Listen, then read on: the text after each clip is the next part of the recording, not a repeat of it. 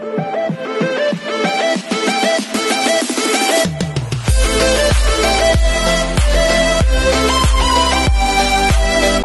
everyone, this is KJ Vlog, si Filipino Reactor Beast here in Saudi Arabia, and welcome back to my channel. Agad-agad gawa natin yung reaction video. Ang Barda compilation, ang daming mga atake for today's video at ang dami talaga natin kailangan gawa ng reaction video. Kahit kahapon may dalawa na akong ginawang reaction video, pero hindi pa talaga tayo tapos. I-analyze natin dito ang kanilang magalawan. Pero alam mo, one thing na na-notice ko lang ha. Kanina gumawa na din ako ng reaction video. Isa na na-notice ko, pinaghandaan ni Ginoo. Hindi nagpakabog si Ginoo. Hindi ano tawag doon? Tinig? Tama ba? Hindi nagpatanig, hindi nagpatinig. Tama ba? Hindi pong hindi siya nagpadaig talaga kasi nagpagwapo talaga siya. Aminin ninyo, mas gwapo si Ginoo dito sa premiere night ni Barbie kaysa doon sa premiere night ng sarili niyang movie, yung Samahan ng Makasalanan, if I'm not mistaken. Aminin ninyo yan, nagpagwapo talaga siya dito. Tapos hindi siya formal dear. Smart look, smart fit. Actually, ang tawag sa kanyang what do you call this? Sa kanyang forma is money note. Money note ang tawag dyan. Something old money note. Something like that. Yun yung tawag sa kanyang outfit. Like, alam mo yung simple lang, very aesthetic lang, pero impactful. Ganun ang atake niya. Saka dear, nagpagwapo talaga siya. Nagpagwapo talaga siya. We cannot deny the fact na nagpagwapo talaga siya. Bakit ka nagpagwapo? Diba? Bakit ka nagpagwapo? Because, syempre pala kay Bibi na yan eh. Diba? Kung kalab team niya lang yan si Bibi, hindi yan mag-change ng look. Hindi yan, mag-effort siya, mag-makeup siya, mag-BB siya, pero hindi yung tipo, wow, biglang iba? Totoo ba?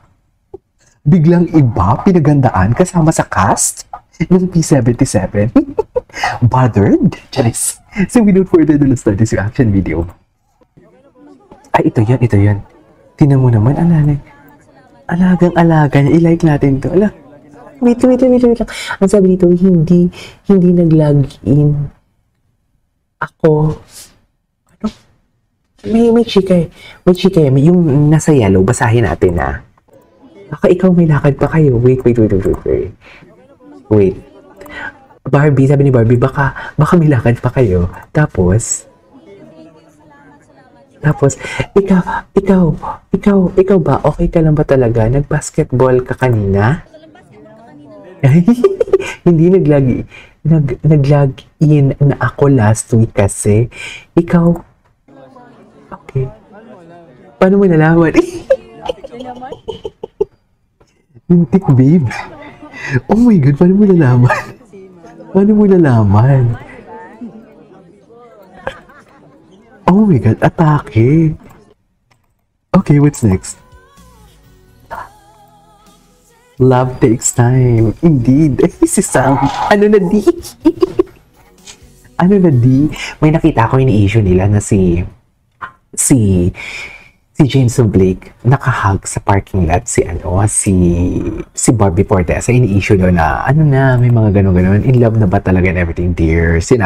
Once and foremost, sinabi na nga ni Barbie na walang relasyon sa kanila. Pati si James nagsabi na din na friends lang sila. And kung may relasyon sila, hindi yan sila mapapakita in public. Yun lang yun dear. Okay? Please. Sorry.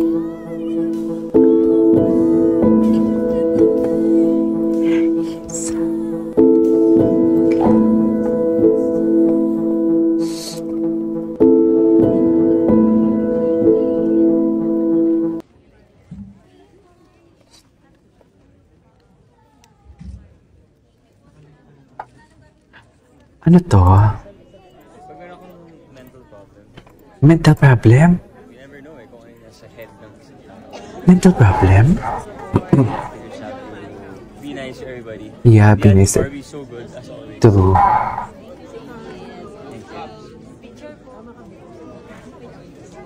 Ang daming ayuda for today's video. Hindi mo kaya. Yes! At hindi ko din to kakayanin for today's video. Sa totoo lang. Kahit alam naman natin na magaling si Barbie, pero ganun pa rin. This one is a different genre. And for her to, star in a film na he's alone, really proud of her, and she deserves a lot. Sino yung papadaanin? Bakit may kailangan padaanin? Ultimately happy. Bakit may kailangan padaanin for today's video? Just Well, of course, Barbie, di ba? Barbie. Marami kasing lessons yung movie, in my opinion. And yeah, feeling ko it's a must watch. Magkakaroon ba ng movie soon with Sorry? Barbie? Ito. Magkakaroon ng movie soon this year? Makakakaroon ng movie soon. Hopefully. Hopefully, ayaw niya na talaga madulas, mami. Ayaw niya na talaga madulas. Ano lang sa kanya? Hey Barbie, I'm really proud of you. Eh? Sana ay mas marami pang ikaw na gawin. Ayaw niya na talaga madulas. Projects dahil Ayaw niya na talaga madulas, mi. At sa acting po ni Miss Barbie. well, sa movie, Pinagandaan niya talaga, no? Cinematography, the whole Pinagandaan niya talaga. movie is nice, and more importantly, maraming lessons. You know, I mean, the way you see it, you know, yung interpretation ko sa movie is like, it's like mental health, di ba? We never know kung ano yung pinagdadaanan ng isang tao. And who knows kung ano yung nasa utak ng isang tao, hindi natin alam di ba? What if ganun? What if yung gaya ng P77, hindi ba?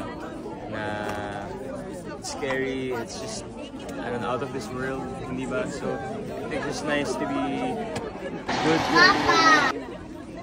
And, Napakaminahaw naman ni Ginao dito for today's video. Masasabi niyo sa acting ni parang Barbie? sige, sige, ha? Ano pong masasabi niyo sa acting ni Barbie? Well, as always, Ang gwapo niya. Pinagandaan niya talaga, I swear.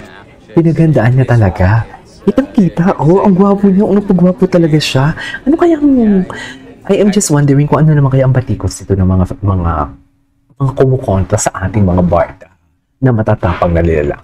Curious lang ako kung ano naman yung papasok sa utak nila, kung anong gagawin nilang kwento. Ano kaya? Jeez. Palagay niyo. Kind Barbie, diba? So, yeah. Give one word to describe the movie, sir. Ay, Amazing. amazing. Invite niyo po sila panoorin sa July 30. Everybody manood, kailan to? Starting July 30. Okay. Hi everybody, manood po tayo ng P77 in Cinemas Nation. True. July 30, starring Barbie. Starring. Thank you po. Thank you, thank you. Thank you po. What's up? Gano'n ka ka-proud kay Barbie sa P77? I am really extremely proud.